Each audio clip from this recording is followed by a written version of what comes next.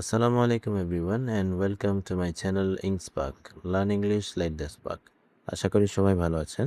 আজকে আমরা এসএসসি পরীক্ষা যশোর বোর্ড 2025 ইংরেজি দ্বিতীয় পত্রের 4 নং প্রশ্নে যে রাইট ফ্রম ভার্বটি রয়েছে তার সঠিক ব্যাখ্যা সহ সমাধানটি দেখে নিব। ভিডিওটি শুরু করার আগে চ্যানেলটিকে অবশ্যই সাবস্ক্রাইব করার এবং ভিডিওতে লাইক কমেন্ট ও শেয়ার করার অনুরোধ রইল।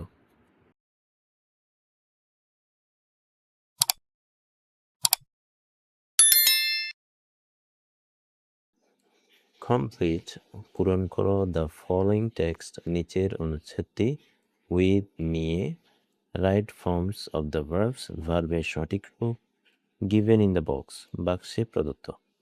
এখানে বাক্সে মোট 10টি ভার্ব দেওয়া আছে।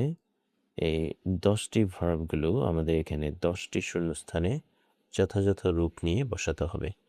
প্রতিটি শূন্যস্থানের জন্য 0.5 করে মোট 5 নম্বর বরাদ্দ। সো এখানে শিক্ষার্থীদের দুটি কাজ করতে হবে। প্রথম কাজ হচ্ছে শব্দগুলো নিয়ে যথাযথ স্থানে বসানো এবং দ্বিতীয় কাজটি হচ্ছে উক্ত ভার্বগুলোর সঠিক রূপ বসানো। প্রথমে আমরা ভার্বগুলো একটু দেখে নিব। ওভারলুক অর্থ উপেক্ষা করা বা মনোযোগ না দেওয়া। এক্সপেক্ট আশা করা বা প্রত্যাশা করা। বি অর্থ হওয়া, এখানে বি বলতে বি ভার্বকেও বোঝায়। Am is are, was were. সাধারণত প্রেজেন্ট টেন্সের ক্ষেত্রে এম ইজ আর বসে এবং ওয়াজ ওয়্যার বসে পাস্ট টেন্সের ক্ষেত্রে। এরপর সি অর্থ দেখা। ব্যাকবাইট নিন্দা করা বা পরনিন্দা করা। ক্রিটিসাইজ সমালোচনা করা। এক্সিস্ট বিদ্যমান থাকা। শান পরিত্যাগ করা। বি মানে হওয়া অথবা am is are, was were ইত্যাদি। এরপর সর্বশেষ ইমাজিন অর্থ কল্পনা করা বা চিন্তা করা। সাধারণত প্রদত্ত প্যাসেজটি যদি প্রেজেন্ট টেন্সের হয় অর্থাৎ বর্তমানকালের হয় সেক্ষেত্রে বেশিরভাগ শূন্যস্থানেই ভার্বের প্রেজেন্ট ফর্ম হবে অর্থাৎ V1 বসবে। আর প্রদত্ত প্যাসেজটি যদি পাস্ট টেন্সের হয় অর্থাৎ অতীতকালের হয় সেক্ষেত্রে বেশিরভাগ শূন্যস্থানে ভার্বের পাস্ট ফর্ম হবে অর্থাৎ V2 বসবে। এছাড়া কিছু কিছু জায়গায় আমাদের হয়তো আইএনজি যুক্ত করতে হতে পারে এবং কিছু কিছু ক্ষেত্রে ভার্বের পাস্ট পার্সিয়াল ফর্ম বসে। সো আমরা একটু সমাধানটি দেখে নিব।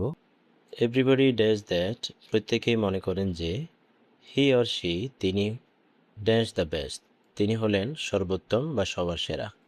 সো এখানে মনে করা বা কল্পনা করা ইংরেজি হচ্ছে imagine.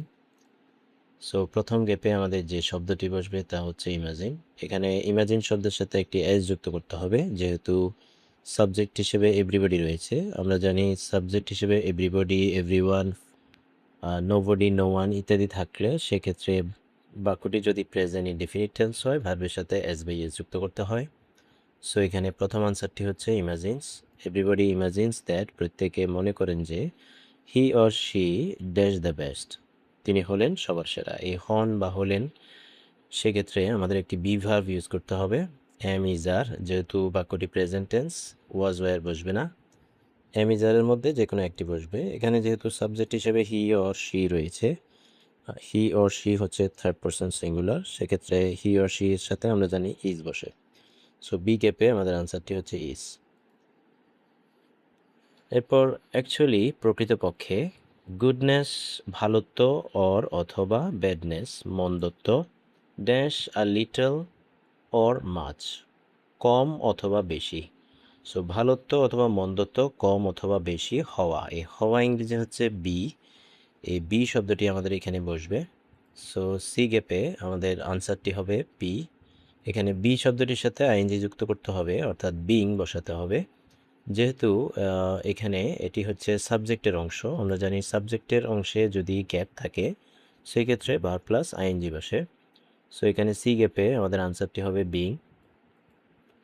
Goodness or badness being a little or much ভালো অথবা মন্দ কম অথবা বেশি হওয়া dash in him or her তার মধ্যে বিদ্যমান থাকে সিমultaneously অর্থ একই সঙ্গে বা একই সাথে। সো ভালো অথবা মন্দ এই দুটো জিনিসই তার মধ্যে কি থাকে একই সঙ্গে বিদ্যমান থাকে, এই বিদ্যমান থাকা ইংরেজি হচ্ছে এক্সিস্ট। সো ডি গ্যাপে আমাদের যে আনসারটি হবে তা হচ্ছে এক্সিস্ট। যেহেতু এখানে সাবজেক্ট প্লুরাল সেক্ষেত্রে ভার্বের সাথে কোনো এসবিএ যুক্ত করতে হবে না। এরপর বাট কিন্তু দে অনলি তারা শুধু ড্যাশ দ্য গুড সাইড ভালো দিকটি তারা কি করে দেখে। এই দেখা ইংরেজি হচ্ছে সি, সিও তো দেখা। সো ই গ্যাপে আমাদের যে আনসারটি হবে তা হচ্ছে সি।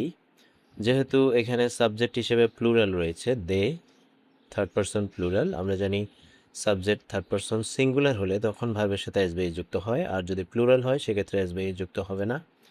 সো ই গ্যাপে আমাদের যে আনসারটি হবে তা হচ্ছে সি।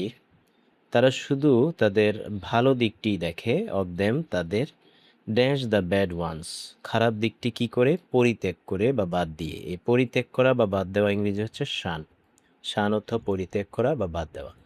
সো এখানে যেহেতু বাক্যটি আমরা একটু যদি খেয়াল করি তাহলে এখানে আমরা বাক্যটিতে আমরা দুটি গ্যাপ দেখছি। সো এখানে যে নিয়মটি হচ্ছে যদি একই বাক্যে দুটি গ্যাপ থাকে সেক্ষেত্রে প্রথমটি যদি ভার্ব হয় দ্বিতীয়টি আমাদেরকে নাউন করতে হবে, অর্থাৎ ভার্বের সাথে আইএনজি যুক্ত করতে হবে। সো এফ নং গ্যাপে আমাদের যে আনসারটি হবে তা হচ্ছে শানিং।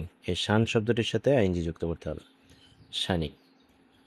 তো but they only see the good side of them shunning the bad ones তারা তাদের মন্দ দিকটি বাদ দিয়ে কি করে ভালো দিকটি দেখে। উই ড্যাশ আওয়ার সেলভস আমাদের নিজেদেরকে আমরা কি করা উচিত নয়, উপেক্ষা করা উচিত নয়। ওভারলুক অর্থ উপেক্ষা করা। সো এখানে যেহেতু অর্থটি আমাদের নেগেটিভ করতে হবে সেক্ষেত্রে আমরা নেগেটিভ করার জন্য যে একটি অক্সিলিয়ারি ভার্ব নিয়ে আসতে হবে। সো এখানে আমরা অক্সিলিয়ারি ভার্ব হিসেবে শুড শব্দটি নিয়ে আসতে পারি। যেহেতু শুড অর্থ উচিত, আমাদের উচিত নয় আমাদের নিজেদেরকে উপেক্ষা করা। We should not overlook. So জি গ্যাপে আনসারটি হচ্ছে শুড নট ওভারলুক, আমাদের নিজেদেরকে উপেক্ষা করা উচিত নয়। অ্যান্ড ড্যাশ দ্য ব্যাড এবং খারাপ বা মন্দ দিকটিকে সমালোচনা করা উচিত নয়। এই সমালোচনা করা ইংরেজি হচ্ছে ক্রিটিসাইজ। সো এইচ নং গ্যাপে আমাদের যে আনসারটি হবে তা হচ্ছে ক্রিটিসাইজ। এরপর বাট কিন্তু দ্য রিয়েলিটি ইজ বাস্তবতা হলো দ্যাট যে উই অলওয়েজ আমরা সবসময় ড্যাশ আদার্স অন্যকে নিয়ে কি করি, নিন্দা করি বা পরনিন্দা করি। এই নিন্দা করা বা পরনিন্দা করা ইংরেজি হচ্ছে ব্যাকবাইট। সো এখানে আই নং গ্যাপে আমাদের যে আনসারটি হবে তা হচ্ছে ব্যাকবাইট। যেহেতু সাবজেক্ট প্লুরাল সো আমাদের ভার্বের সাথে এসবিআই যুক্ত হবে না। উই অলওয়েজ ব্যাকবাইট আদার্স আমরা অন্যদেরকে নিয়ে নিন্দা করি। দ্যাট যেটি ইজ নট ড্যাশ যেটি কি নয়, প্রত্যাশিত নয় বা আশাবাদী নয়। সো আশাবাদী বা প্রত্যাশিত ইংরেজি হচ্ছে এক্সপেক্ট। সো সর্বশেষ গ্যাপে আমাদের যে আনসারটি হবে তা হচ্ছে এক্সপেক্ট। এখানে এক্সপেক্ট শব্দটি আমাদের একটু চেঞ্জ করতে হবে, যেহেতু এখানে গ্যাপের পূর্বে একটি ইজ রয়েছে। আমরা জানি বি ভার্বের পরে সাধারণত ভার্বের দুটি রূপ হয়। যদি বাক্যটি বা ক্লজটি অ্যাক্টিভ ভয়েস হয় সেক্ষেত্রে ভার্ব প্লাস আইএনজি যুক্ত করতে হয়, আর যদি প্যাসিভ ভয়েস হয় সেক্ষেত্রে ভার্বের পাস্ট পার্টিসিপাল ফর্ম বসে। সো যেহেতু এটি প্রত্যাশিত নয়, এটি একটি প্যাসিভ ফর্ম, সো এখানে ভার্বের পাস্ট পার্টিসিপাল ফর্ম বসবে। এই এক্সপেক্ট শব্দটির পাস্ট পার্টিসিপাল ফর্ম হচ্ছে এক্সপেক্টেড। সো এই হচ্ছে যশোর বোর্ড 2025 ইংলিশ সেকেন্ড পেপারের 4 নং প্রশ্নে যে রাইট ফর্ম অফ ভার্বটি রয়েছে তার সঠিক ব্যাখ্যাসহ সমাধান। আশা করি ভিডিওটি তোমাদের অনেক উপকারে আসবে।